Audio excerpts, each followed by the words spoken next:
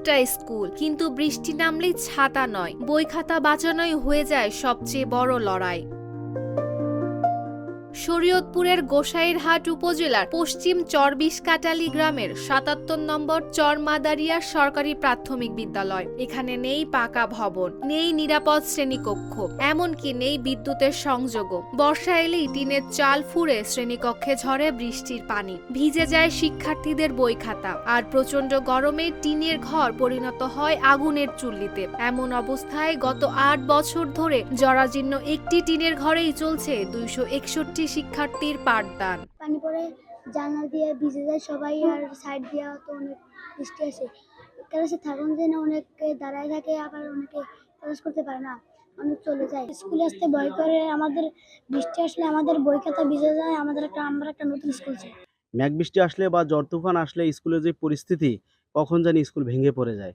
তাই আমরা সবাই সংকীর্ণ থাকি যে আমাদের ছেলে মেয়ে স্কুলে পাঠিয়ে আমরা থাকি যে কখন স্কুলের সমস্যা হয়। এবং পোলাপান যখন পড়াশোনা করতে আসে উপর থেকে পানি পড়ে স্কুল দিয়ে, এবং ফ্লোরে যে বসবে সেই ফ্লোরটাও ঠিক মতো নেই। স্থানীয় সূত্র জানায় ১৯৯১ সালে প্রতিষ্ঠিত বিদ্যালয়টি ২০১৩ সালের ভয়াবহ নদী ভাঙনে বিলীন হয়ে যায়। পরে নতুন জায়গায় টিনের ঘর নির্মাণ করে পাঠদান শুরু হয়, কিন্তু জমি সংক্রান্ত জটিলতায় দীর্ঘদিন ভবন নির্মাণ সম্ভব হয়নি। ২০১৮ সালে সেই জটিলতা শেষ হলেও একাধিকবার বরাদ্দ ও টেন্ডার প্রক্রিয়া বাতিল হওয়ায় এখনো নির্মাণ হয়নি স্থায়ী ভবন। AKS অর্জন করলো গিনেস ওয়ার্ল্ড রেকর্ডস। AKS ২০১৩ সালে নদীগর্ভে বিলীন হয়ে যাওয়ার পরে অফিসকে জানানোর পরে অফিস কর্তৃপক্ষ, আমাদের শিক্ষা অফিসার কর্মকর্তাগণ এবং নির্বাহী কর্মকর্তা, প্রকৌশলী এখন নিয়ে জায়গা তদন্ত সাপেক্ষে জায়গা নির্ধারণ করার পরে ডিআরস ওইখানে ক্লাস করে, কিন্তু স্থানীয় বিরোধের কারণে হয়েছে মামলা হওয়ার পরে মামলায় রায় হয়েছে ২০১৮ সালে সরকারের পক্ষে। অদ্যবধি এর পরে একে একে তিনবার ভবন হয়ে আসছে, কিন্তু আসার পরে ভবন হচ্ছে না, টেন্ডার দিতেছে না। কেন হয় না, কী কারণে হয় না সেটা আমি জানি না। আমার ছাত্রছাত্রী অনেক, প্রায় ৩০০ ছাত্র, তার মধ্যে আমার বেঞ্চ নাই, দাঁড়ায় থাকে, পলায়ন স্কুলে এসে বসতে পারে না। স্কুলের দরজা নাই, জানলা নাই, সামান্য বৃষ্টি হইলে ক্লাসে থাকা যায় না। তার মধ্যে স্কুলে এই ভবনের নায়িকা বিদ্যুতের সংযোগ নাই। গরমের দিনে এই ক্লাসেই থাকাটা কষ্টকর। অতিরিক্ত যদি রোদ হয় তখন এই ক্লাসে থাকা যায় না, ঘামে অবস্থা খারাপ হয়ে যায়, বাচ্চারা অসুস্থ হয়ে পড়ে।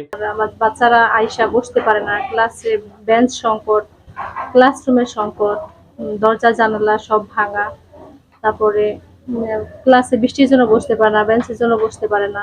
বিদ্যালয়ের শিক্ষকরা বলছেন দরজা জানালা ভাঙা, বেঞ্চের সংকট এবং বিদ্যুৎ না থাকায় পাঠদান ব্যাহত হচ্ছে। অন্যদিকে উপজেলার প্রাথমিক শিক্ষা কর্মকর্তা জানিয়েছেন নতুন ভবনের জন্য প্রয়োজনীয় কাগজপত্র মন্ত্রণালয়ে পাঠানো হয়েছে, বরাদ্দ পেলেই নির্মাণ কাজ শুরু করা হবে। তো এর আগের জন্য যে অফিসার ছিলেন তার সেই সময় স্কুলের ভবনের জন্য টেন্ডার হয়েছিল, বিভিন্ন কারণে এলাকার পরিবেশের কারণে এই টেন্ডার পরে বাতিল হয়ে যায়, পরবর্তীতে আর এটা হয়নি। কিন্তু বর্তমানে আমি আসার পরে আবার এই বিদ্যালয়ের তালিকা বিভিন্ন জায়গায় আমাদের অধিদপ্তরে পাঠানো হয়েছে, অগ্রাধিকার ভিত্তি থেকে ১ নম্বরে আমরা এই তালিকাগুলো দিয়ে আসছি। বিশেষ করে মাননীয় হুইপ মহোদয়ের কাছেও আমি এই তালিকাটা দিয়েছি, সেখানে এই নাম স্কুলেরটা তালিকাভুক্ত করা হয়েছে। নদী ভাঙনের ক্ষত পেরিয়ে ৮ বছর কেটে গেলেও বদলায়নি বিদ্যালয়ের বাস্তবতা। নিরাপদ পরিবেশে পড়ার অধিকার নিশ্চিত করতে এখন একটি স্থায়ী ভবনের অপেক্ষায় শিক্ষক, শিক্ষার্থী ও অভিভাবকরা। Desk report, Dhaka post.